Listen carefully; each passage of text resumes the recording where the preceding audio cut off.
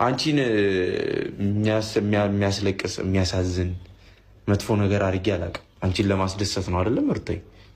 ይሄን የመሰለ ሸበላ የሆነ ልጅ ይዤ መጥቼ ከጸባይ ከመልክ መልክ ምን ትፈልጊያለሽ ሩታዬ?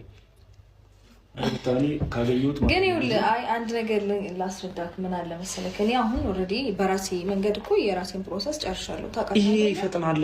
ይሄ እኮ አሁን አየር ላይ ነው በቃ ሩታዬ። ምንም እኮ የቀረህ ነገር የለም አይደለም? እኔ እስከማውቀው ድረስ ደስታ ፕሮሰስ አድርጌ ሙሉ ነገሮቹን በሌለሽበት ነገሮቹን አስተካክሉ።